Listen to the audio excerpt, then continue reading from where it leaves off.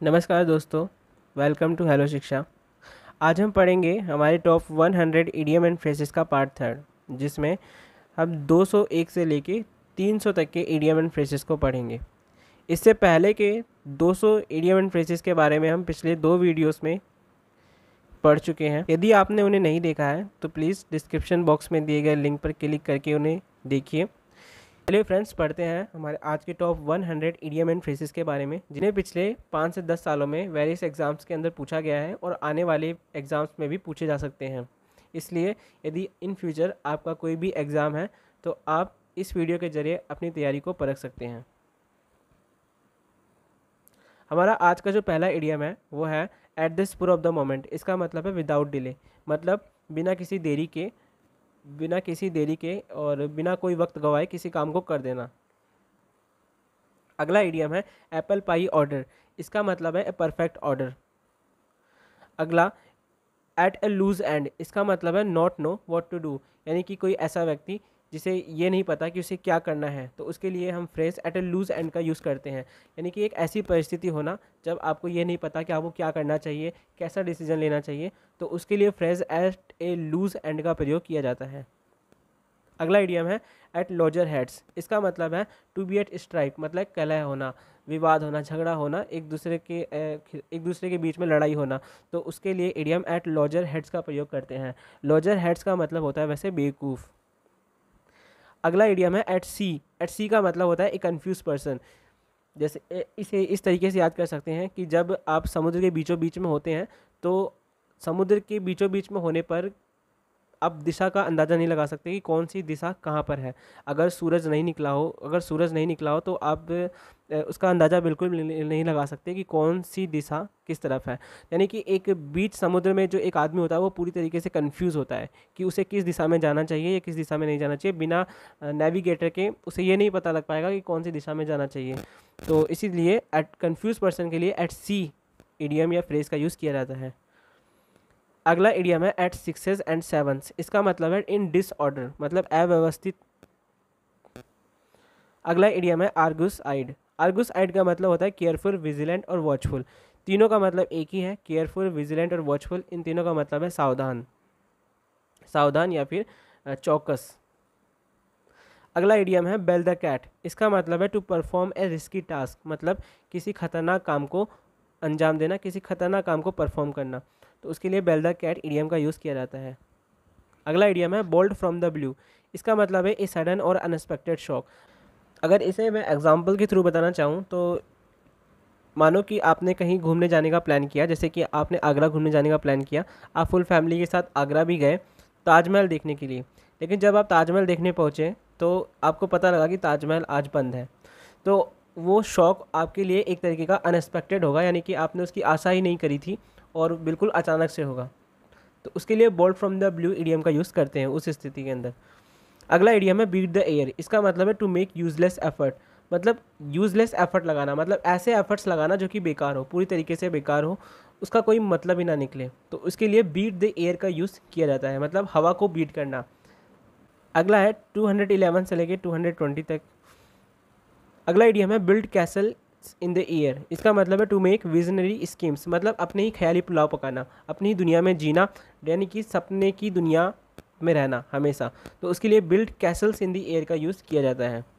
अगला इडियम है burn once boat. इसका मतलब है पॉइंट ऑफ नो रिटर्न, यानी कि एक ऐसी अवस्था जिसमें वापस लौटने की कोई गुंजाइश नहीं है।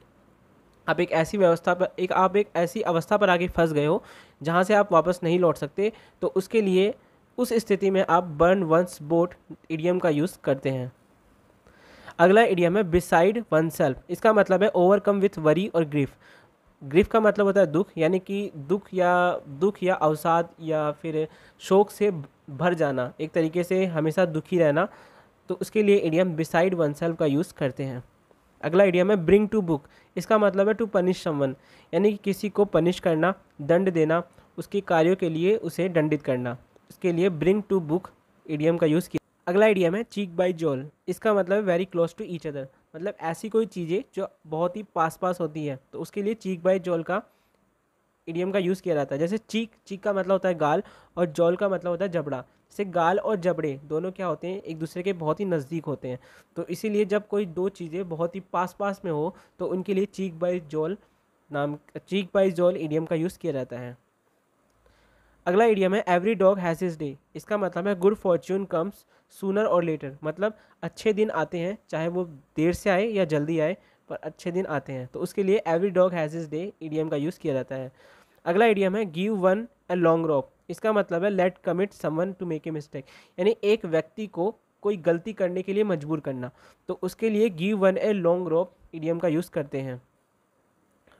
अगला इडियम है गेट इनटू हॉट वाटर्स। इसका मतलब है गेट इनटू ट्रबल, यानी कि आप ठंडे पानी के अंदर नहाने जाओ और ठंडे पानी की जगह अगर वो गर्म पानी निकले तो आप कैसे मुसीबत में पड़ जाओगे। तो सेम उसी तरह यदि कोई व्यक्ति मुसीबत में हो तो उसके लिए get into hot waters idiom का यूज़ किया जाता है। अगला इडियम है हेल्सियन डेज। इसका मतलब है पीसफुल डेज, यानी कि शांत दिन। हेल्सियन का मतलब होता है शांत, और पीसफुल का मतलब होता है शांत। बिल्कुल, हेल्सियन डेज इडियम का मतलब है पीसफुल डेज। अगला इडियम है किथ एंड किन। किथ एंड किन का मतलब होता है ब्लड रिलेशन। किथ का मतलब होता है संबंधी और किन का मतलब होता है फ्रेंड्स। तो किथ एंड किन का मतलब होता है blood relation. In the dumps, इसका मतलब है फीलिंग वेरी सैड। यदि आप उदास हैं, अच्छे मूड में नहीं हैं, तो इसके लिए इडियम इन द डम्प्स का यूज़ किया जाता है। अगला इडियम है जॉन्डिस्ड आई। जॉन्डिस्ड आई का मतलब है to look upon something very prejudice, मतलब किसी व्यक्ति के साथ या किसी चीज़ के साथ भेदभाव करना। तो उसके लिए जॉन्डिस्ड आई इडियम या फ्रेज का यूज़ किया जाता है। अगला इडियम है इन ए फ्लटर। इन ए फ्लटर का मतलब है इन ए कन्फ्यूज और एक्साइटेड स्टेट, मतलब लहराना। यानी कि जैसे कि आपको कोई सडन शॉक मिल जाए, कोई अनएक्सपेक्टेड शॉक मिले, बॉल्ट फ्रॉम द ब्लू कोई अनएक्सपेक्टेड शॉक मिले, तो उस स्थिति में आप या तो कन्फ्यूज़ हो जाओगे या फिर बहुत ज़्यादा एक्साइटेड हो जाओगे कि आपको क्या करना है, ये समझ में नहीं आएगा। तो उसके लिए इडियम इन ए फ्लटर का यूज़ करते हैं। अगला इडियम है kick the bucket. Kick the bucket का मतलब है टू डाई, यदि कोई ख़त्म हो जाए, गुजर जाए, तो उसके लिए इडियम किक द बकेट का यूज़ करते हैं। अगला इडियम है ins and outs. Ins and outs का मतलब होता है सीक्रेट्स और डिटेल ऑफ समथिंग। अगला इडियम है have a brush with. Have a brush with का मतलब होता है टू हैव एन एनकाउंटर, मतलब किसी के साथ मुलाकात हो जाना। तो उसके लिए idiom have a brush with का यूज़ करते हैं। अगला इडियम है लाफ इन वन स्लीव्स। इसका मतलब है टू लाफ सीक्रेटली, मतलब चोरी छुपे हंसना, चोरी छुपे किसी के ऊपर हंसना, यानी कि लाफ इन वंस स्लीव्स। अगला इडियम है मीट वंस वाटरलू। इसका मतलब है टू फेस फाइनल डिफीट, यानी कि अपनी अंतिम हार देखना। अगला इडियम है लाइव वायर। लाइव वायर का मतलब होता है वेरी एनर्जेटिक, यानी कि बहुत ही ज़्यादा उत्तेजित, एक्साइटेड, कुछ भी करने के लिए हमेशा तैयार रहना। तो उसके लिए हम लाइव वायर यानी कि जिंदा तार, हिंदी में बोला जाए तो जिंदा तार या लाइव वायर का यूज़ करते हैं। अगला इडियम है मूट पॉइंट। मूट पॉइंट का मतलब होता है डिबेटेबल पॉइंट, यानी कि एक ऐसा पॉइंट जिस पर बहस होना ज़रूरी है या उस पर बहस होती ही है। तो उसके लिए हम मूट पॉइंट इडियम का यूज़ या फ्रेज का यूज़ करते हैं। अगला इडियम है आउट ऑफ द क्वेश्चन। इसका मतलब है श्योर एंड सर्टेन, और आउट ऑफ द क्वेश्चन इसका मतलब है अनसर्टेन और अनएक्सपेक्टेबल। दोनों इडियम वेरी क्लोज हैं, इसलिए इन दोनों इडियम्स को आप ध्यान से पढ़ना कि आउट ऑफ क्वेश्चन का मतलब होता है sure and certain, and out of the question का मतलब होता है अनसर्टेन और अनएक्सपेक्टेबल, यानी कि अनिश्चित और ऐसी कोई चीज़ जो कि आप एक्सपेक्ट नहीं करते हो, जिसकी आशा नहीं करते हो।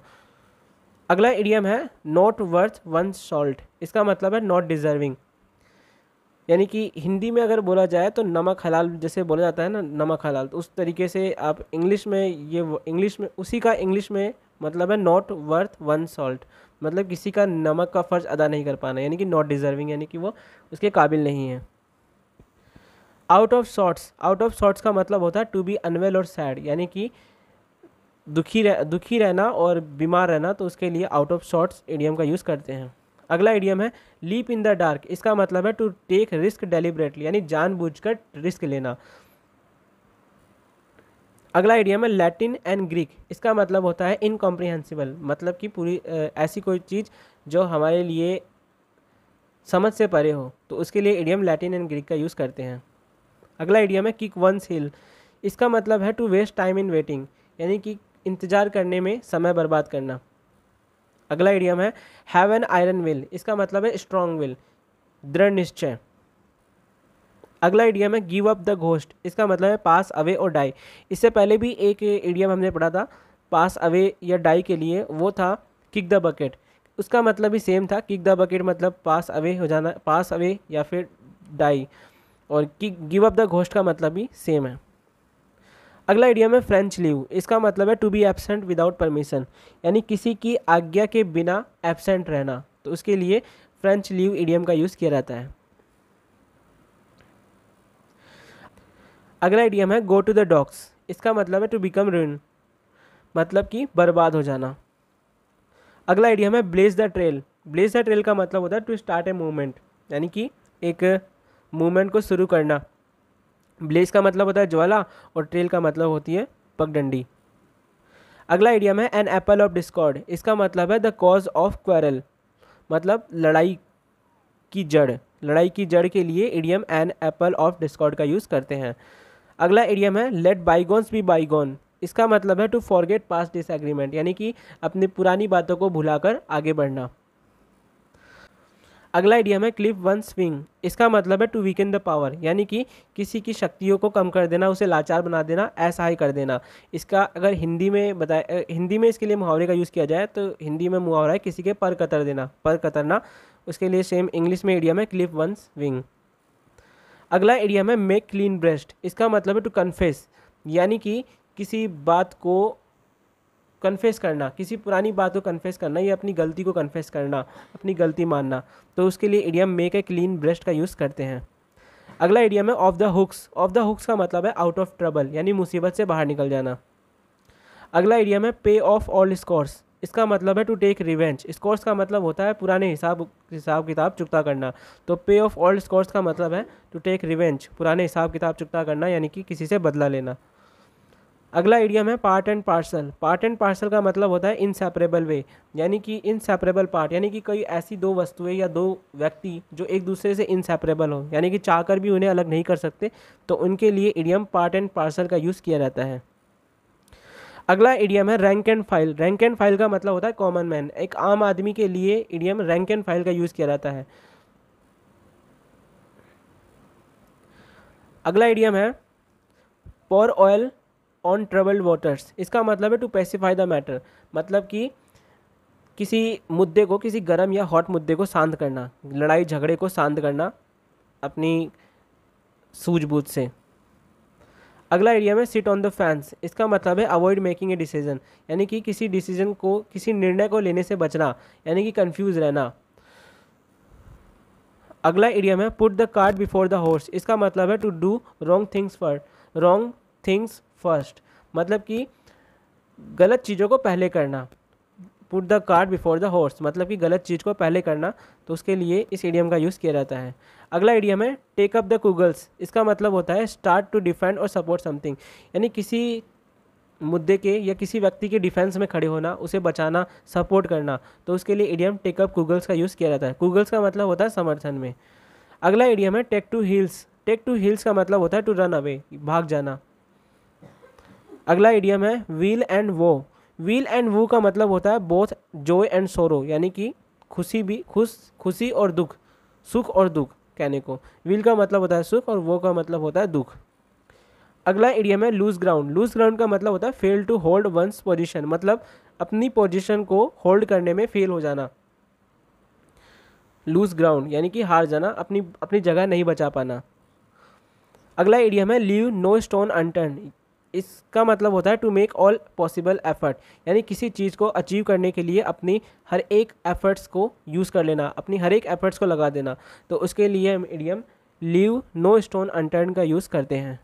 अगला इडियम है कीप द पॉट बॉइलिंग, इसका मतलब है to make sure that a process does not stop, मतलब मेक श्योर करना, यानी कि मेक श्योर करना मतलब कि निश्चित करना कि कोई प्रोसेस बीच में रुके नहीं, तो उसके लिए keep the pot boiling idiom का यूज़ किया जाता है। अगला इडियम है have an axe to grind, इसका मतलब है टू हैव ए प्राइवेट और selfish reason for doing something, यानी कि एक प्राइवेट और सेल्फिश रीज़न होना हमारे पास कुछ करने के लिए, जैसे कि अगर आपको कोई टास्क दिया जाए और अगर उसमें आपका भला हो, यानी कि आपका प्राइवेट रीज़न हो, तो आप उसे करेंगे या नहीं करेंगे। इसके लिए idiom have an axe to grind का यूज़ किया जाता है। अगला इडियम है फूल्स इरेंड। फूल्स इरेंड का मतलब है ए टास्क और activity that has no hope of success. इसका मतलब है कि एक ऐसा काम या फिर ऐसी एक्टिविटी जिसको करने का कोई मतलब नहीं निकले, यानी कि उसके सफल होने का कोई आशा ना हो, फिर भी उसे लगातार करते रहना, तो उसके लिए इडियम फूल्स इरेंड का यूज़ करते हैं। अगला इडियम है ग्रिड अप द लोयंस। इसका मतलब है to get ready for doing something difficult, यानी कि कुछ डिफ़िकल्ट करने के लिए तैयार रहना। अगला इडियम है ईट हम्बल पाई। इसका मतलब है टू अपोलोजाइज। टू अपोलोजाइज मतलब किसी से माफ़ी मांगना, हम्बल पाई। अगला इडियम है ईक आउट। ईक आउट का मतलब होता है to get with great effort, मतलब ग्रेट एफर्ट लगा के किसी चीज़ को अचीव करना, तो उसके लिए हम इडियम ईक आउट का यूज़ करते हैं। अगला इडियम है क्लोवन हूफ। क्लोवन हूफ का मतलब होता है द इविल इंटेंशन, मतलब कि एक बुरा इरादा या बुरी इच्छा कह सकते हैं आप इसे, तो उसके लिए क्लोवन हूफ इडियम का यूज़ करते हैं। अगला इडियम है ड्रैकोनियन लॉ। इसका मतलब है एक्सट्रीमली सीवियर लॉ, मतलब एक ऐसा लॉ जो बहुत ज़्यादा कड़ा है, यानी अगर उसका पालन आप नहीं करेंगे तो आपको दंड मिलेगा, बहुत ही ज़्यादा और सीवियर दंड मिलेगा, तो उसके लिए हम ड्रैकोनियन लॉ इडियम का यूज़ करते हैं। अगला इडियम है डैम्प स्क्विब। डैम्प स्क्विब का मतलब होता है कंप्लीट फेलियर। डैम्प का मतलब होता है गीला और स्क्विब का मतलब होता है पटाखा, यानी एक गीला पटाखा क्या होता है, फुस फेल, तो डैम्प स्क्विब का मतलब होता है कंप्लीट फेलियर, यानी कि पूरी तरीके से फेलियर। अगला इडियम है फीदर इन वंस कैप। इसका मतलब होता है एन अचीवमेंट और ऑनर, एक सफलता और सम्मान, इसके लिए इडियम फीदर इन वंस कैप का यूज़ करते हैं। द फोर्थ स्टेट का मतलब होता है द प्रेस, मीडिया। अगला इडियम है गुड सैमरिटन। गुड सैमरिटन का मतलब होता है वन हु हेल्प्स स्ट्रेंजर, यानी कि एक ऐसा व्यक्ति जो अनजान लोगों की मदद करता है, तो उसे हम गुड सैमरिटन बोलते हैं। ठीक है, गुड सैमरिटन मतलब एक ऐसा व्यक्ति जो अनजान लोगों की मदद करता है।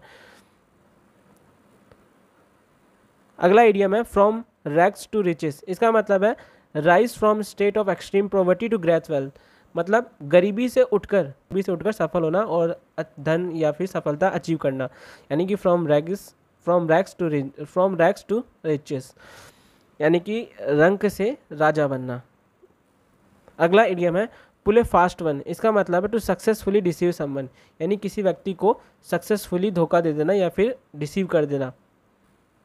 अगला इडियम है द एसिड टेस्ट। इसका मतलब है ए फैक्ट, इवेंट और सिचुएशन दैट प्रूव समथिंग, यानी एक ऐसा इवेंट या सिचुएशन जो किसी व्यक्ति या किसी चीज़ की सच्चाई के बारे में बता दे, उसके फैक्ट्स बता दे, उसकी सच्चाई बता दे या उसकी असलियत को प्रूव कर दे, उसे हम द एसिड टेस्ट इडियम से इंडिकेट करेंगे।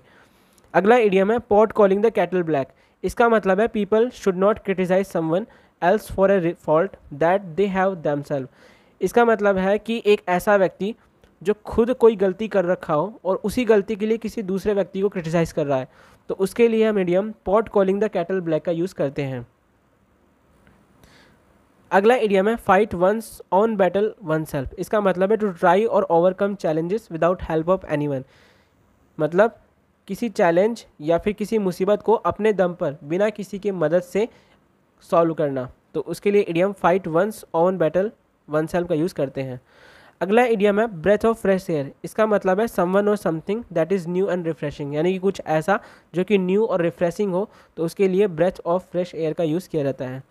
अगला इडियम है टेक हार्ट। टेक हार्ट का मतलब होता है टू गेन करेज और कॉन्फिडेंस, यानी कि कुछ करने से पहले करेज और कॉन्फिडेंस को गेन करना, अपने मन के अंदर करेज और कॉन्फिडेंस को गेन करना, उसके लिए इडियम टेक हार्ट का यूज़ करते हैं। अगला इडियम है to hold a brief for. इसका मतलब है टू सपोर्ट और डिफेंड बाय आर्ग्यूमेंट, यानी कि किसी व्यक्ति को या किसी मुद्दे को सपोर्ट करना या डिफेंड करना बाय आर्ग्यूमेंट के थ्रू। अगला इडियम है to be thrown in at the deep end. इसका मतलब है starting a new difficult activity when one is not prepare, मतलब कि एक ऐसे काम को करना जिसके बारे में आपको शुरू में पता नहीं हो कि वो कितना हार्ड होने वाला है या फिर कितना इजी है।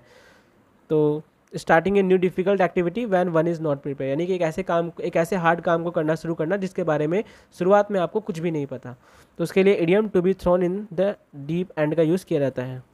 अगला इडियम है टू स्टील समवन्स थंडर, इसका मतलब है to prevent someone from having achievement, यानी किसी को सफलता प्राप्त करने से रोकना। अगला इडियम है ए ड्राई रन, इसका मतलब होता है ए रिहर्सल, मतलब एक रिहर्सल, जैसे कि जो एक्टर होते हैं वो मेन शॉट देने से पहले रिहर्सल करते हैं, यानी कि एक ड्राई रन देते हैं। तो उस ड्राई रन का मतलब होता है रिहर्सल।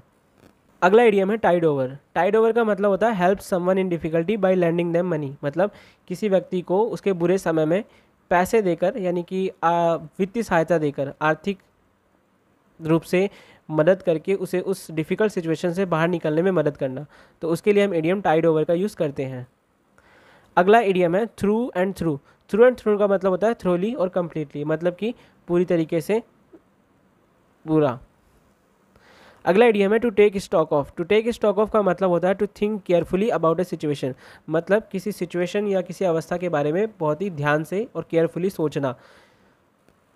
अगला इडियम है एज क्लियर एज मड, इसका मतलब वेरी डिफिकल्ट टू अंडरस्टैंड, मतलब कुछ समझने में बहुत ही ज़्यादा कठिन होता है, तो उसके लिए as clear as mud idiom का यूज़ करते हैं। अगला इडियम है मैड एज ए हॉर्नेट, इसका मतलब वेरी एंग्री और अनरेज्ड, यानी कि बहुत ही गुस्से में। मैड एज ए हॉर्नेट का मतलब होता है वेरी एंग्री और अनरेज्ड, यानी कि बहुत ही ज़्यादा गुस्से में। हॉर्नेट का मतलब होता है ततैया और अनरेज्ड का मतलब होता है गुस्से में। अगला इडियम है mad as a hatter. Mad as a hatter का मतलब होता है कम्प्लीटली इंसेन, यानी कि पूरी तरीके से पागल व्यक्ति या पागल कुछ भी हो सकता है, तो उसके लिए mad as a hatter idiom का यूज़ किया जाता है। अगला इडियम है फ्लाइंग ऑफ द हैंडल, इसका मतलब है सडनली बिकम वेरी अनरेज्ड, यानी कि अचानक से बहुत ही गुस्से में आ जाना, यानी कि फ्लाइंग ऑफ द हैंडल। अगला इडियम है स्लीप ऑन इट, इसका मतलब होता है to think before making a decision, मतलब एक निर्णय लेने से पहले कई बार सोचना, ध्यान से सोचना कि वो डिसीजन आपको फ्यूचर में किस तरीके से प्रभावित करेगा, तो उसके लिए हम इडियम स्लिप ऑन इट का यूज़ करते हैं। अगला इडियम है to take something with a pinch of salt, इसका मतलब होता है not believe something immediately that you are told, मतलब यदि आपको कोई बात शुरू में कही गई हो तो अचानक से, यानी कि शुरुआत में उस बात पर विश्वास नहीं करना, तुरंत उस बात पर विश्वास नहीं करना, तो उसके लिए to take something with a pinch of salt idiom का यूज़ किया जाता है। अगला इडियम है full of sound of fury, इसका मतलब है loud and angry words that attract a lot but do nothing useful, मतलब ऐसे वर्ड्स जो कि लाउड हो, तेज हो और एंग्री, यानी कि मतलब गुस्से में भी हो और एनर्जेटिक हो, लेकिन वो कुछ यूज़फुल करने लायक नहीं हो, तो उसके लिए हम idiom full of sound of fury का यूज़ करते हैं। इसे आप एग्जाम्पल के थ्रू इस तरीके से समझ सकते हैं कि जैसे जो नेताओं के जो भाषण होते हैं वो कागज़ पर तो बहुत ही लाउड और फ्यूरी वाले लाउड होते हैं और फुल ऑफ फ्यूरी होते हैं, लेकिन जो really on papers of the paper होते हैं उनमें कोई दम नहीं होता, यानी कि वो यूज़लेस होते हैं। अगला जो इडियम है वो है कीप अप अपीयरेंसेस, इसका मतलब है to maintain an impression of wealth, मतलब दिखावे करते रहना, यानी कि अपने इम्प्रेशन को बनाए रखना। अगला इडियम है down to earth. Down to earth का मतलब होता है वेरी प्रैक्टिकल एंड रियल, यानी कि यदि कोई व्यक्ति बहुत प्रैक्टिकल है और रियल है, बहुत प्रैक्टिकल है मतलब कि व्यावहारिक बातें करता है, तो उसके लिए हम इडियम डाउन टू अर्थ का यूज़ करते हैं। अगला इडियम है back in saddle. Back in saddle का मतलब होता है टू रिज्यूम ड्यूटी, मतलब अपने कार्य को दोबारा शुरू करना। अगला इडियम है every cloud has a silver lining, इसका मतलब है something promising is there in any difficult situation, मतलब हर एक डिफ़िकल्ट सिचुएशन के अंदर कुछ ना कुछ ऐसा ज़रूर होता है जो आपको उस डिफ़िकल्ट सिचुएशन से बाहर निकलने में मदद करता है, तो उसके लिए हम idiom every cloud has a silver lining का यूज़ करते हैं। अगला इडियम है क्रॉस दैट ब्रिज, इसका मतलब है सॉल्व द प्रॉब्लम, यानी किसी समस्या को हल करना। अगला इडियम है take one's hat off to someone, इसका मतलब है टू एडमायर समवन, यानी किसी की प्रशंसा करना। अगला इडियम है कट टू द चेस, इसका मतलब है talking about the important points, talking about the important point of something, यानी किसी भी वस्तु या किसी चीज़ या किसी वस्तु के इम्पोर्टेंट पॉइंट्स के बारे में चर्चा करना, तो कट टू द चेस। अगला इडियम है made out of whole cloth, इसका मतलब है एंटायरली फॉल्स और फिक्शनल, मतलब पूरी तरीके से एंटायरली यानी कि पूरी तरीके से फॉल्स यानी कि झूठा और फिक्शनल यानी कि काल्पनिक। आज की वीडियो का जो लास्ट इडियम है वो है फॉलिंग हेड ओवर हील्स, इसका मतलब है falling deeply in love with someone, यानी किसी व्यक्ति का किसी अन्य व्यक्ति के प्यार में पूरी तरीके से डूबा हुआ होना। तो उसके लिए idiom falling head over heels का यूज़ करते हैं। क्यों फ्रेंड्स फॉर वॉचिंग, आशा करता हूँ कि आपको ये वीडियो पसंद आया होगा। अगर आपको ये वीडियो पसंद आया तो प्लीज़ वीडियो को एक लाइक कर दें और इसे आप अपने एजुकेशनल ग्रुप में शेयर कर दें, ताकि और भी अन्य कैंडिडेट्स भी इस वीडियो को देख सकें। और यदि आप इस अगला पार्ट मिस नहीं करना चाहते या अगला पार्ट भी देखना चाहते हैं तो प्लीज़ चैनल को सब्सक्राइब कर लीजिए। Thank you once again for watching.